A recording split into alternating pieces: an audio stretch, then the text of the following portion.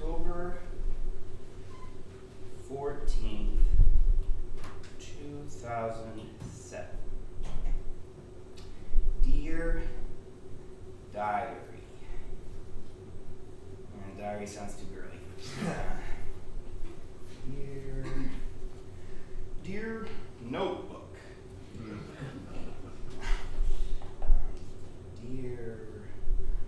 Dear Chronicle. Dear Diary, I'm really pissed off. I got an A- on my world history final, but that's really stupid because Mr. Olson thought that I wrote third instead of first Punic War when I definitely wrote first. He's so mad at me for quitting football, probably. And I zoned out again during math class. Even when I try not to, I can't stop thinking about Kyle. We were in trig just talking about cosines, and I was just staring at the back of his head the entire time. I didn't even know you could be attracted to the back of someone's head. The way his hair makes a little V in the middle of his neck. I could stare at that for hours. After class, Kyle dropped his pencil in the hallway. I picked it up. It has his bite marks on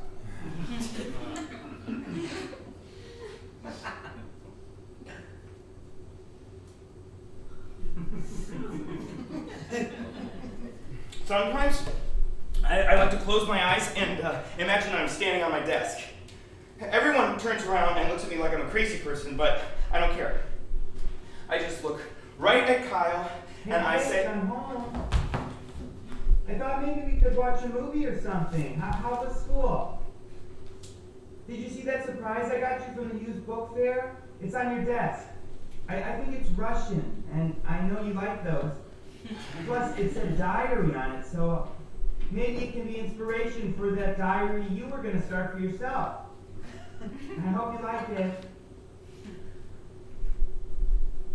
Honey, you're up there, aren't you? yeah, I'll be down in a while.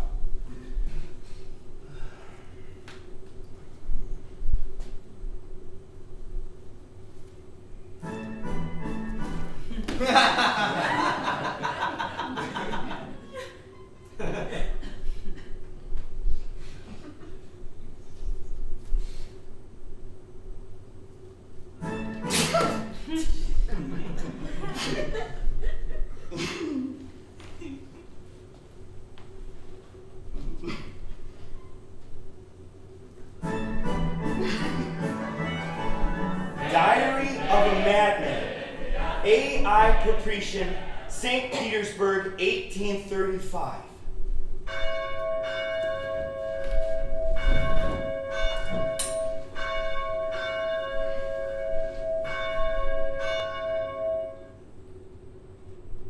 October 3rd. Today, an extraordinary event occurred. I put on my radio overcoat and took out my umbrella because it was raining cats and dogs out there. There was no one in the streets, except for some riffraff. Then I saw a carriage drive up to the shop I was passing. I recognized it at once. It was His Excellency's carriage. But he could have nothing to shop for, I thought. I suppose it must be his daughter, Sophie. I flattened myself against the wall. The footman opened the carriage door and she darted out like a bird. She glanced from right to left. Our eyes and eyebrows gleamed.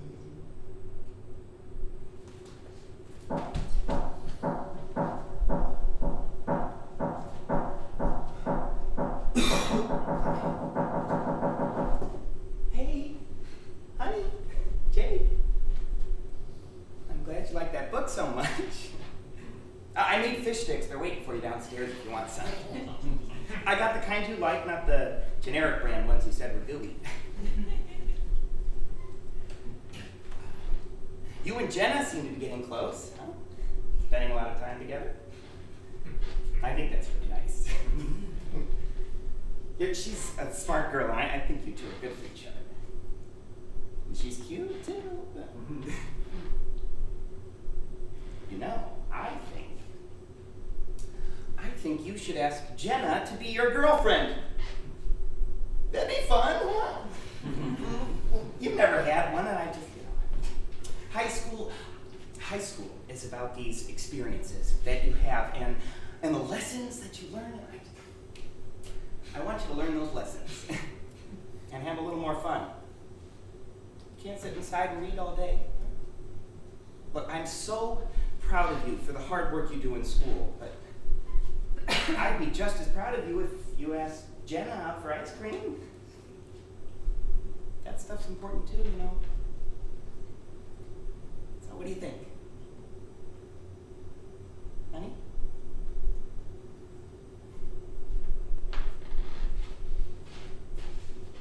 Don't let those fish sticks get cold, okay?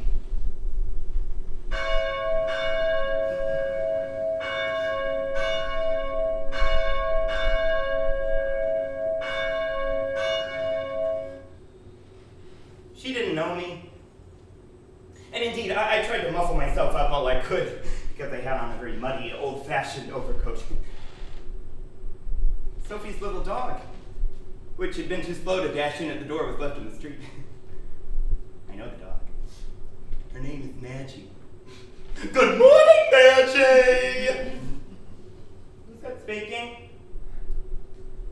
I looked around me. I saw two ladies walking by under an umbrella. They had passed already when again I heard beside me, "Shame on you, Maggie! I haven't heard from you in weeks, you naughty dog!" What? What the hell? I saw Maggie sniffing at another dog that had been following the lady.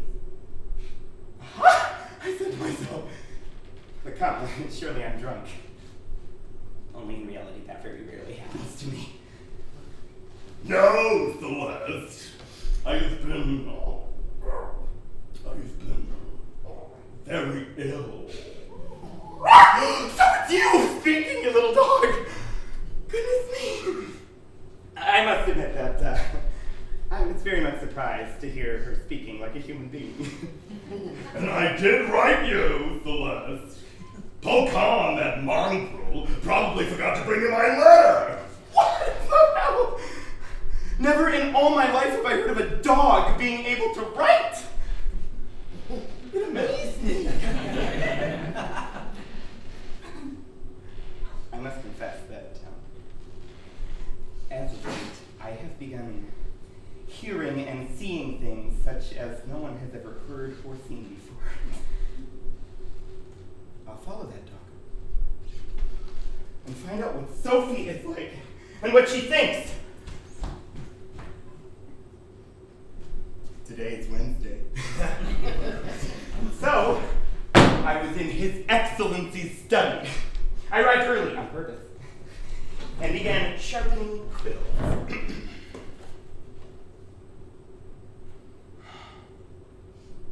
His Excellency must be a very clever man. I've never heard him utter a word too much. Sometimes, when one hands him papers, he'll ask, "What's it like out of doors?" "Damp, Your Excellency?" Yes, he really is a cut above anyone like me. He's a statesman. I have noticed, however, that he's particularly fond of me. If only his daughter, too. At 12:30, I noticed that His Excellency had not come out of his bedroom. But at 1:30, an event occurred which no pen could describe. The door opened. I thought it was His Excellency, so I jumped up from my chair with my papers. But it was Sophie, in person. Oh, God, she was dressed. Her dress was as white as a swan. Magnificent. And the look in her eye, like sunshine. I swear, like sunshine. She curtsied and said, "Has Papa been here?" What a voice! A canary, a regular canary. Fair maiden, I was on the point of saying. Do not tell them to punish me. But if you wish to punish, punish with your own noble hand. But damn it, well, my tongue would not obey me, and all I said was, no, madam. She looked at me, looked at the books, and dropped her handkerchief. I dashed forward, slipped on the damn parquet, and almost smashed my nose. I pulled myself together and picked up the handkerchief. God, what a handkerchief. Embroidered with the most delicate gems. You would know from the very scent that it belonged to a general's daughter. She thanked me and gave me a faint smile so that her sugary lips scarcely moved. And then she went away. I stayed on for another hour. Then a footman came in and said,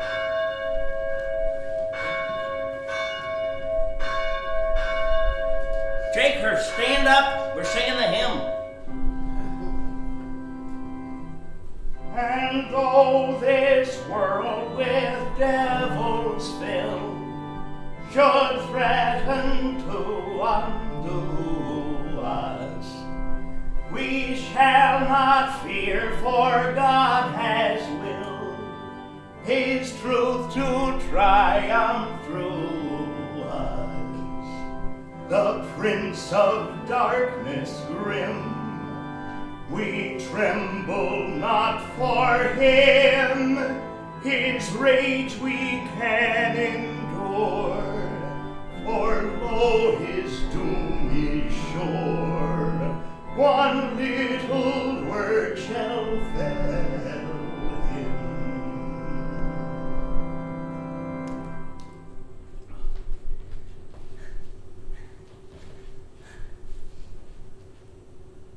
Amen. You know, Jaker,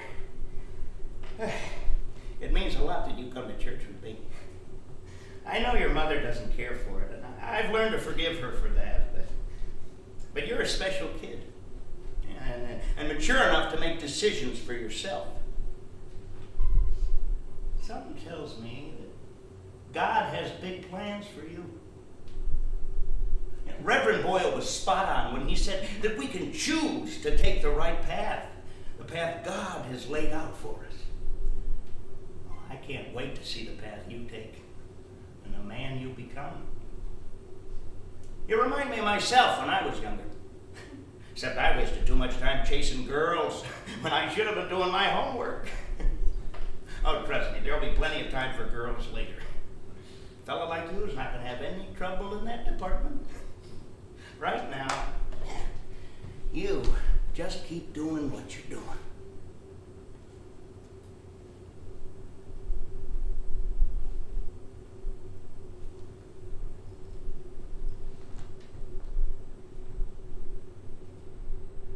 The Prince of Darkness grim, we tremble not for him. His rage we can endure, for lo, his doom is sure. One little word shall fail.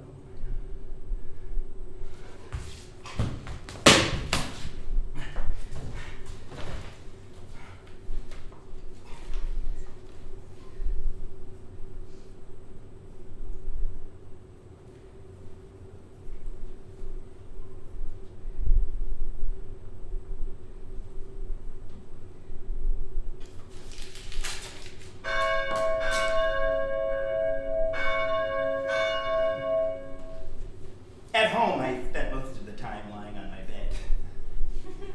I copied out some pretty good verses.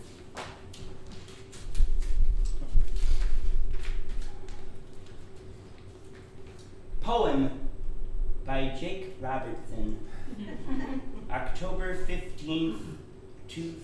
2007. Will it be the same when there is nothing to hide? Will I emerge with a letter on my forehead distinguishing me from others? Or will the change be a subtle rejection, only noticeable to the rejected? I never cease to wonder if my fear is but a manifestation of my own psyche, or if there is present real danger. No one can understand. I'm on an island without hope, and I stand gazing longingly at those who populate the mainland. What can I do?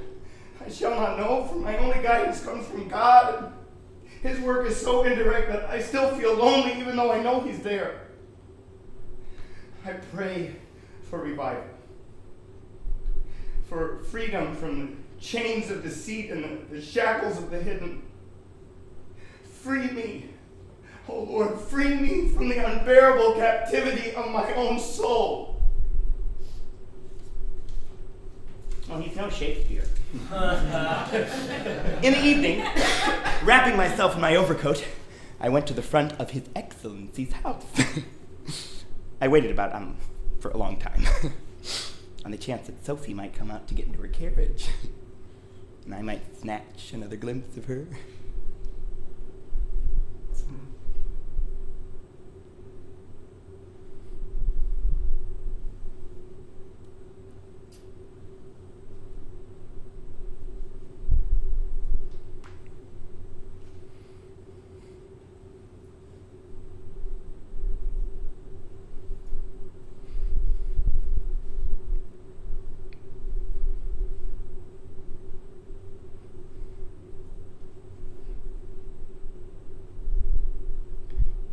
She never came.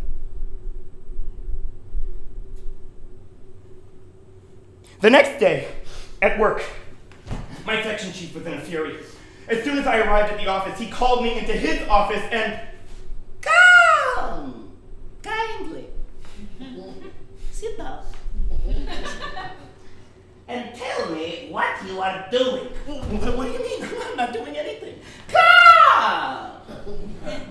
Think about it. You're a grown man. It's about time you had a little sense. Who do you think you are? You think I don't know the tricks you are up to? I know you're lusting after His Excellency's daughter. Disgusting. Look at yourself. Look at what you are. You are a non-entity and nothing else. You can't even afford to buy a new coat. Look at yourself in the mirror. She could never love someone like you. You, my dear, are completely and utterly unlovable. Damn him! His face looks like an ugly face. But because his hair is curled and a little poof, and he greases it up with pomade and holds his head high, he imagines he's the only one who may do anything.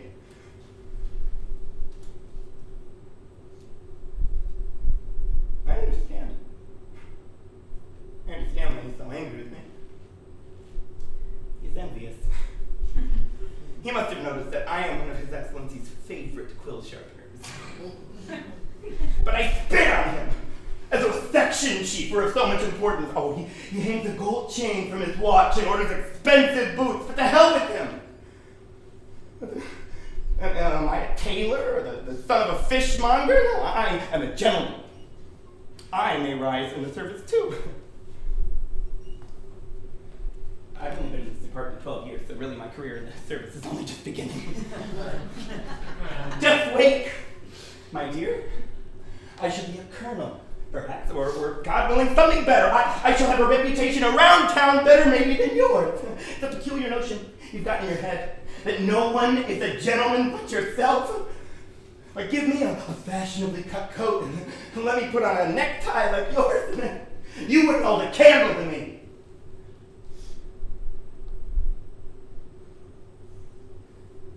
The only trouble is I can't afford any of it.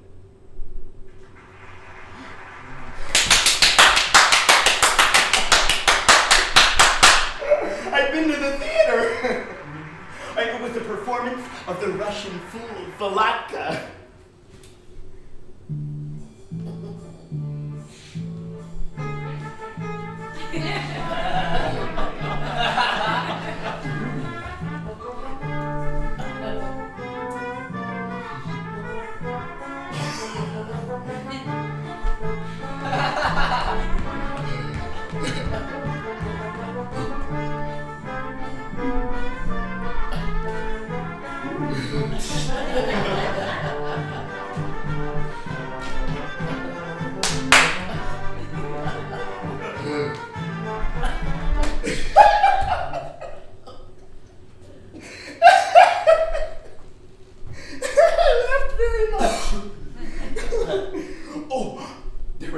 Vaudeville too. Diary of a Madman?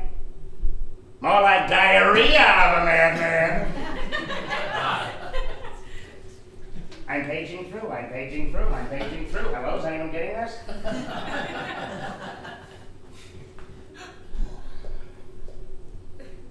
What am I reading? That's private. Oh! I read the whole thing, cover to cover. Here, I'm done. I love being at the theater. As soon as I can afford a ticket, I can't resist going. Some of the other fellas in the office are such pigs, they wouldn't even consider going to the theater. But perhaps you gave them a free ticket. One actress sang very nicely.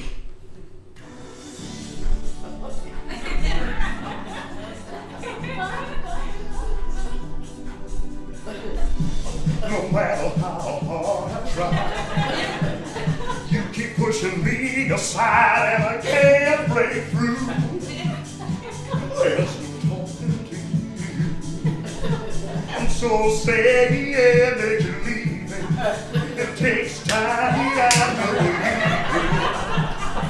But after all is said and done, you're gonna be the lonely one. Oh! I couldn't help but think of Sophie.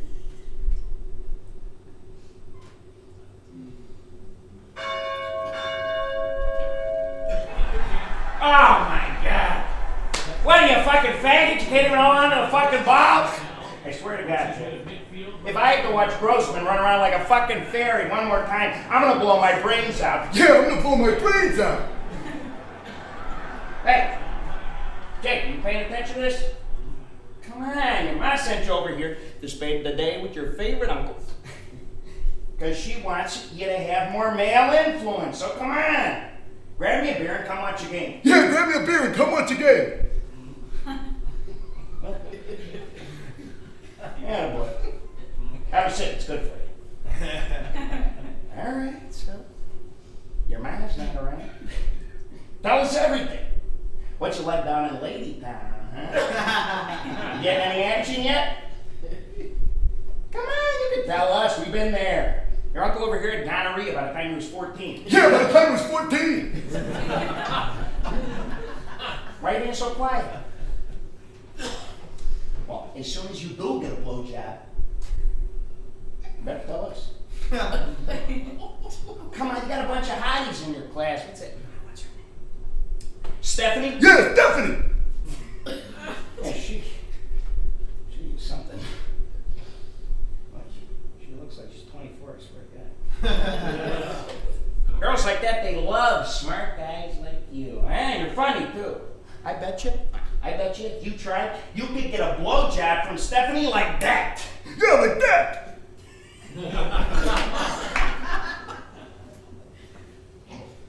Why are you being so quiet? Okay, just make sure you do tell us when you get a blowjob. Oh my God. Grossman, you are a gay fucking worthless piece of shit. Yeah, gay fucking worthless piece of shit. Yeah, gay fucking worthless piece of shit. Yeah, gay fucking worthless piece of shit. No, Mom, I'm fine.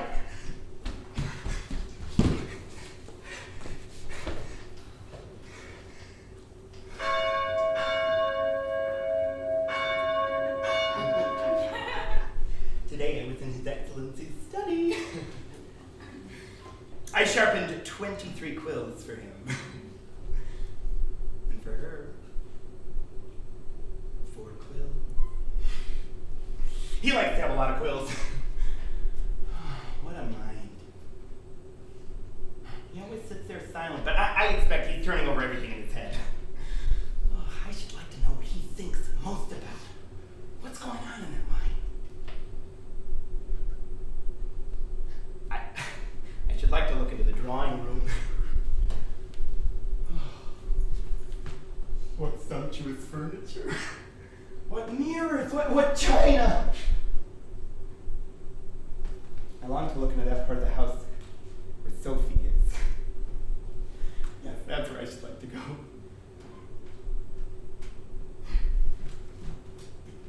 Into her boudoir, where there are all sorts of little jars and little bottles, and such flowers that one is frightened even to breathe on them. To see her dresses lying scattered about, more like ethereal gossamer than dresses. I long to gaze into her bedroom.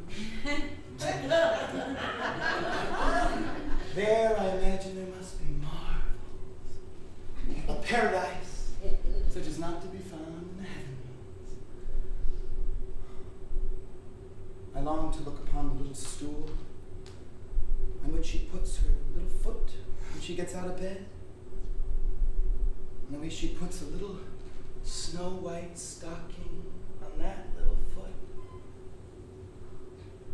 Hey, baby, I'm home early. I thought we could go out for White Castle. What do you think?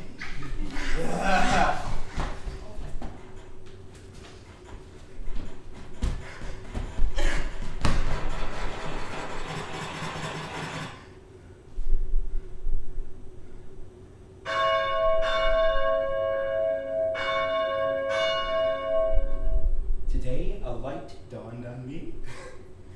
I remembered the conversation between the two dogs that I overheard on Nevsky Prospect. Yes, I said to myself, yes, that's the key. I must get a hold of the letters those dogs have been exchanging. Then I shall really learn something about Sophie. I must admit that one time, while I was at His Excellency's, I called Maggie over to me. And I said, listen, Maggie, here we are alone. If you like, I will shut the door so that no one shall see you. Now tell me all you know about your young lady, huh? What she's like and how she behaves. I swear I won't tell anyone. But the sly little dog put her tail between her legs, doubled herself up, and went quickly to the door as though she hadn't heard. I've long suspected that dogs are far more intelligent than men.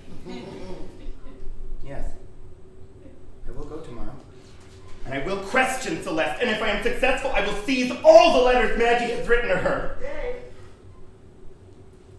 I'm not hungry.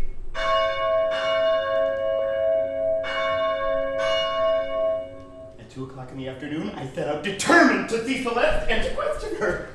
When I had climbed up to the 6th floor and rang the bell, a girl with little freckles came to the door. Who are you? And what do you want? I want to have a few words with your dog. The girl was stupid. I could see at once that she was stupid, but at that moment the dog ran out barking. I tried to catch a hold of her, but the nasty wretch almost snapped at my nose. However, I saw Celeste's bed in the corner. I went over to it. And rummaging in the straw in the wooden box, to my indescribable delight,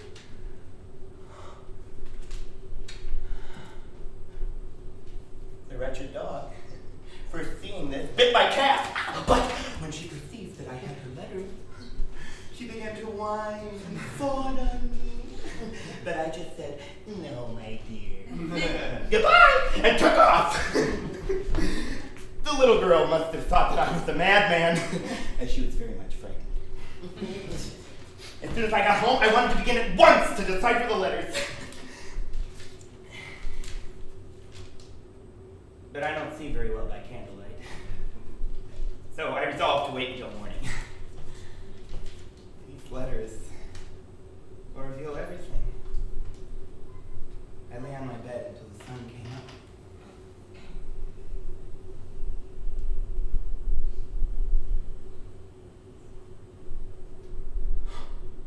It's time!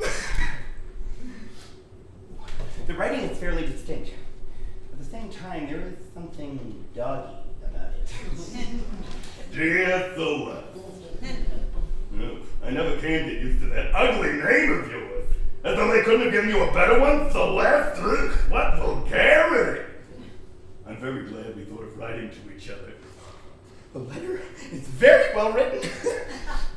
The spelling and even the punctuation is all quite correct. My young lady, whom Papa calls Sophie, loves me passionately. Oh, my dear, how one feels the approach of spring! Oh, I must confide to you that I have a number of suitors. I often sit at the window and look at them. If only you knew what ugly creatures there are among them. But if you could see the one from next door, his name is Tresor. Oh, mon cher, what a face he has!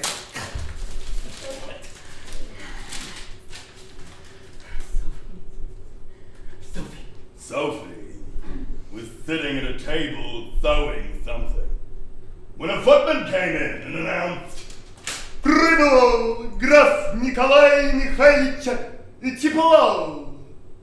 Ask him in, cried Sophie as she rushed to embrace me. Oh, Maggie, Maggie! If only you knew who that was. A dark young man, a court chamberlain with eyes black as agates.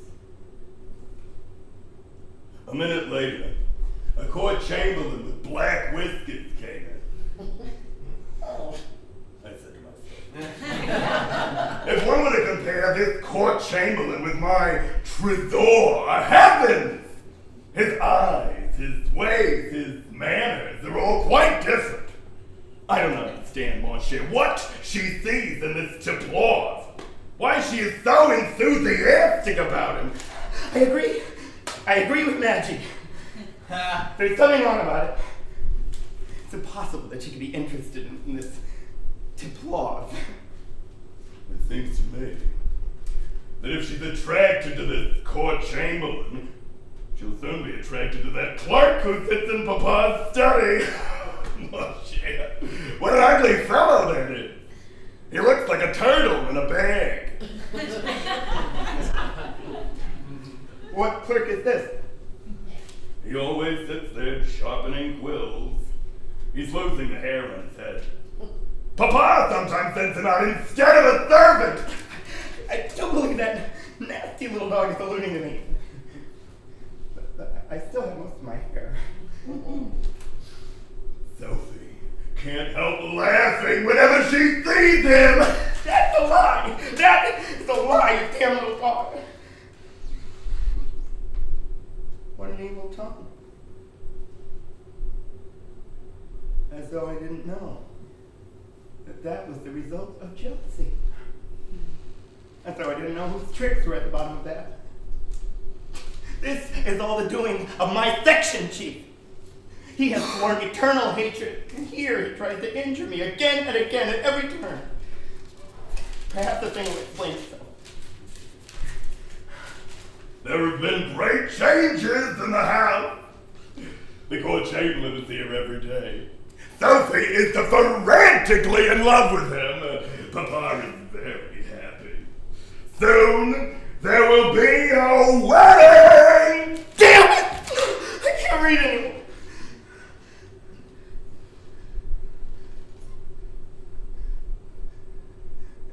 It's always the court chamberlains and the generals.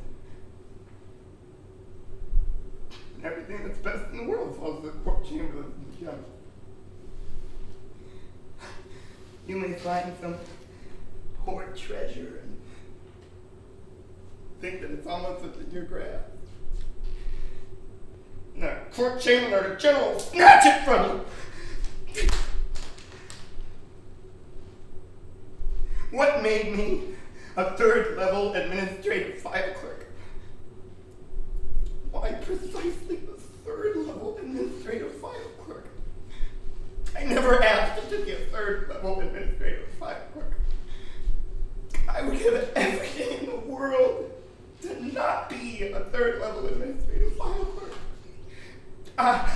do anything just to be a court chamberlain or a general. At least then, Sophie and I could be together.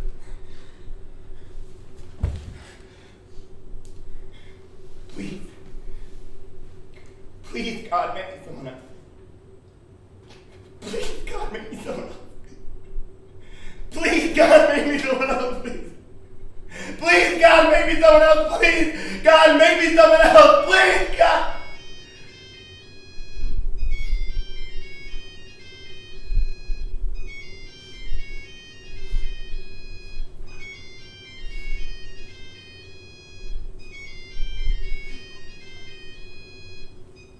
Jake?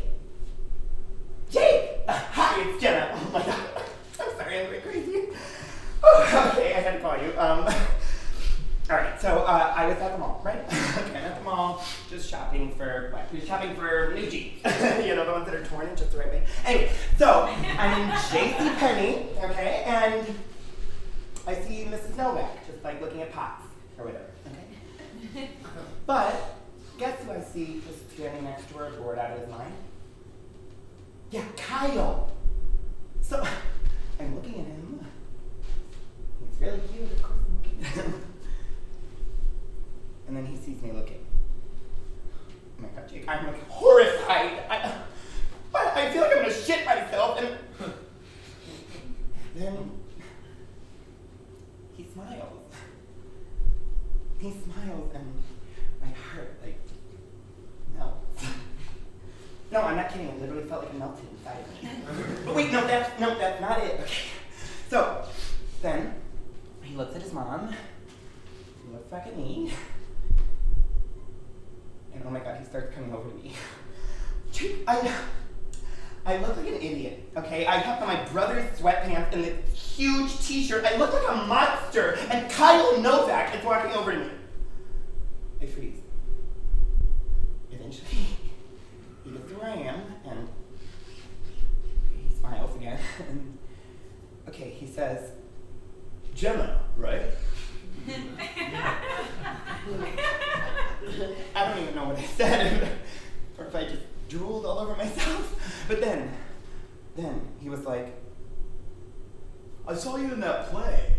The one about the Holocaust girl? You were really good. can you believe that? Jake, he saw me in Anne Frank. He thought I was really good as Mrs. Van Dam. What, are you kidding me? Oh, wait, no, that's not even the crazy part, okay? No, don't say anything. So, then he smiles again. And he's like, Is this weird? Are you like going with someone to homecoming?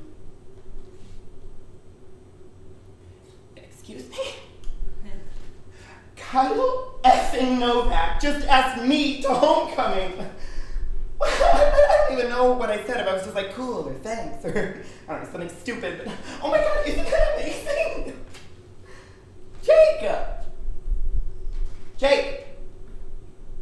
Jake, you can talk, I'm done now. Jake, did you hear what I said? I'm going to homecoming with Kyle Novak. You know who that is, right? Jake?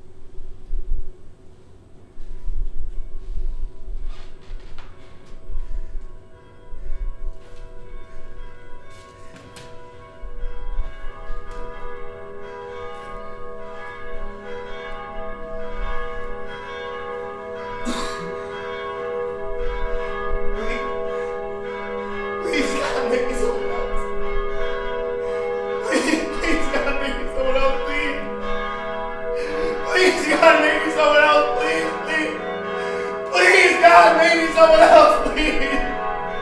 Please. Maybe someone else!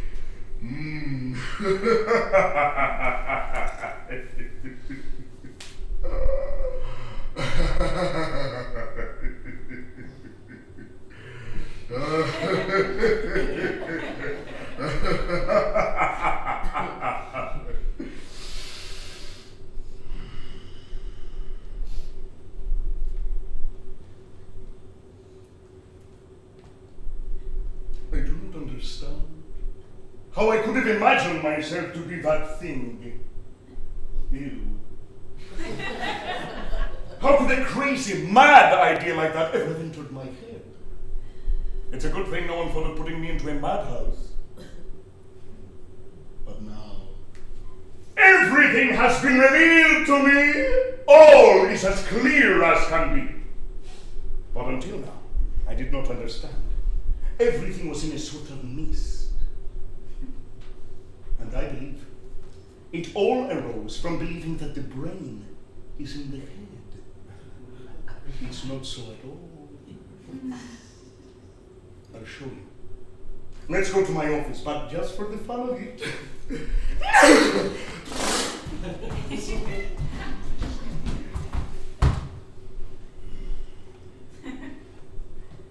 My section chief thought that I should bow and apologize to him for insubordination.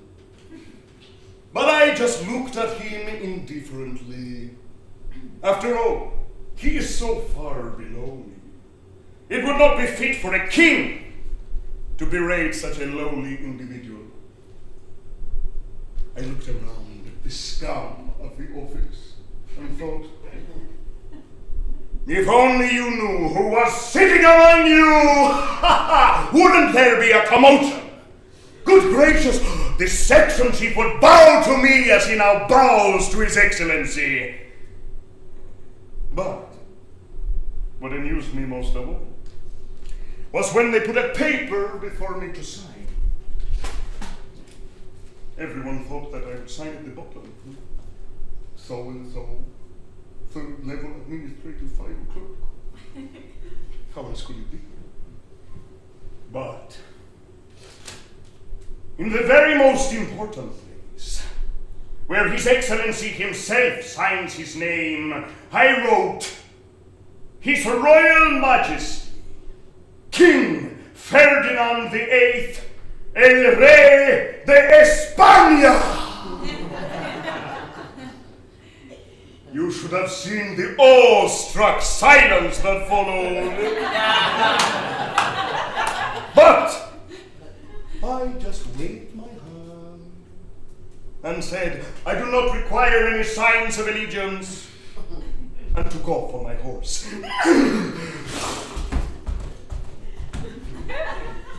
I went straight to His Excellency's. He was not at home. The footman at the door did not want to let me in, but I spoke to him in such a way that his hands fell to his sides. I went straight for Sophie's bedroom. She was sitting before her mirror. She jumped up and stepped back when she saw me. I did not tell her I was the King of Spain, however. I only said that there was happiness awaiting her, such that she could not imagine, and that in spite of the wiles of our enemies, we should be together. A strange look crept across her face, and she said, Jake, honey, come on, please unlock this door. You know I don't like it when you lock yourself in your room. Why don't you see what Jenna's something tonight, huh? How about that ice cream date we talked about? Jake, honey, what's going on? What the hell? What are you wearing? What? That is no way to address a monarch. Your king has something to say to you. I'm afraid that there will be no ice cream date. There will be no date at all. I will not be asking Jenna to be my girlfriend. Because I do not want a girlfriend. And I will never want a girlfriend. You say that I must date girls to be normal and to learn the lessons of life. But there is nothing normal about me. I'm the King of Spain! A man of great power who does not require the approval of anyone else in this world. So come quickly. You're wasting precious time. There's much to do. Ready my carriage and horses to take me to the den of those ogres, your brothers, with whom you stranded me on far too many occasions.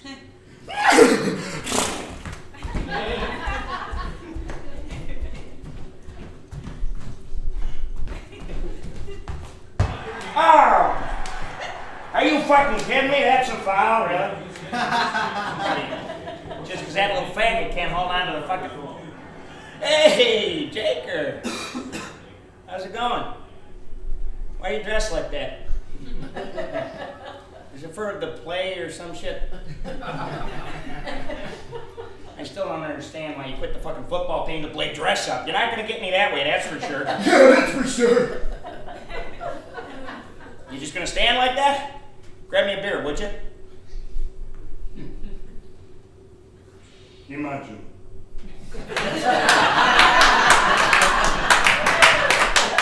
A king grabbing beer for the likes of you. You think that you are the guardians of male influence, the makers of men, the conquerors of women.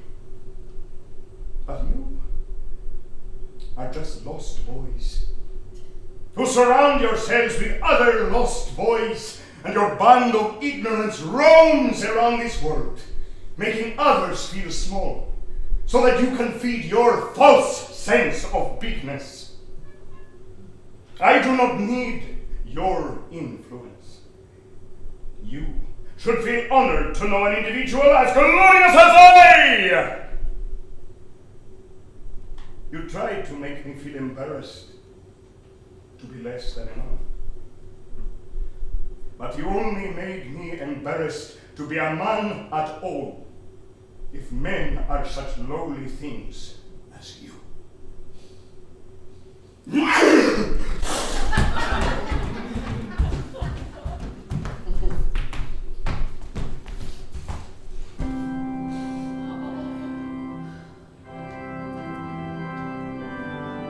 Oh, hey, Jaker.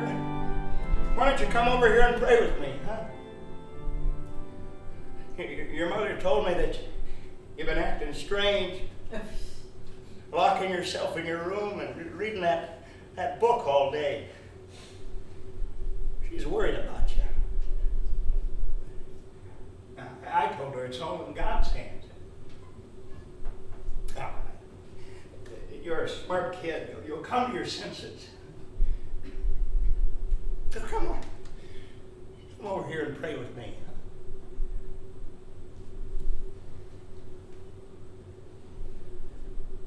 Don't you see? It was God who entrusted my power to me. He made me not like other men. He gave me a special purpose, a special path to tread. God's love is all-encompassing, and it goes far beyond the narrow confines of these walls or your mind. You think that your God tells you to fear for me. But you should not fear. For fear is not of God. Only love is of God. And I have so much love for you and for all this wide world. And I pray that someday you will see that and take pride in it.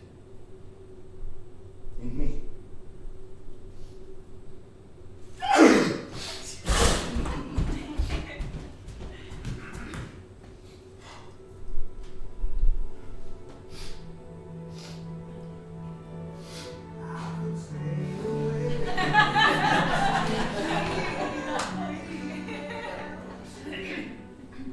Kyle, you are the most beautiful creature I have ever seen. The great works of art, of poetry, which endeavor to capture the essence of beauty, of grace, of love, could not come close to you, or the depth of feeling I have for you. I pass my days thinking of no one but you.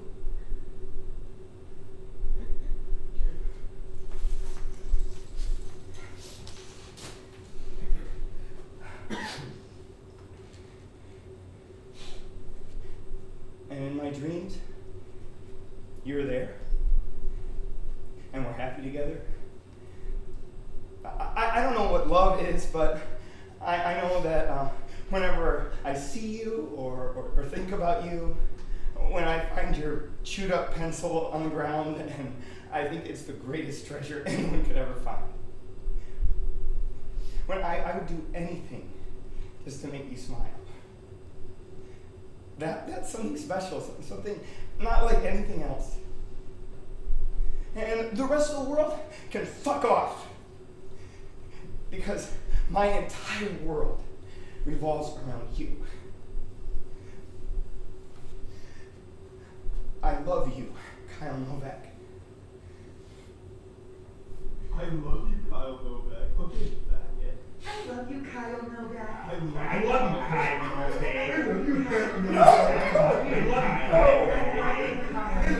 Oh no! No!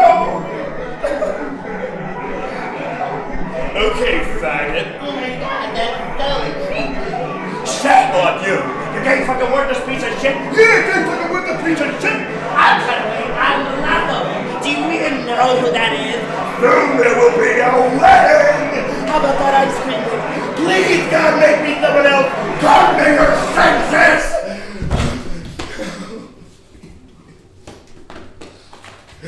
Please.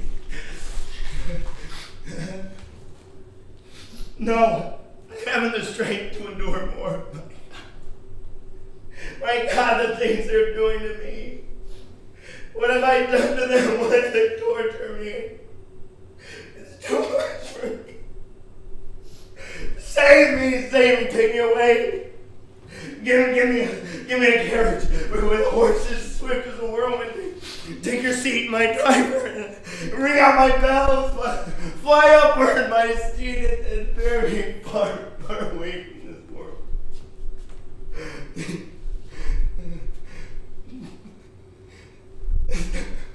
This is not my home in the distance.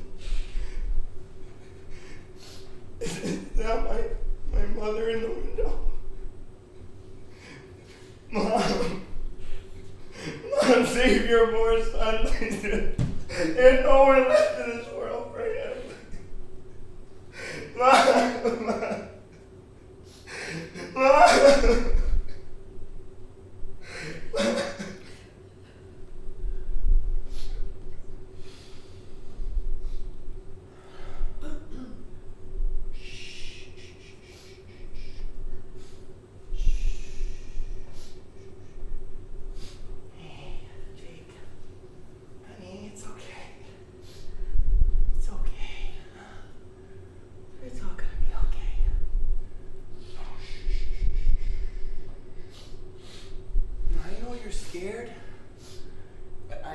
here with you?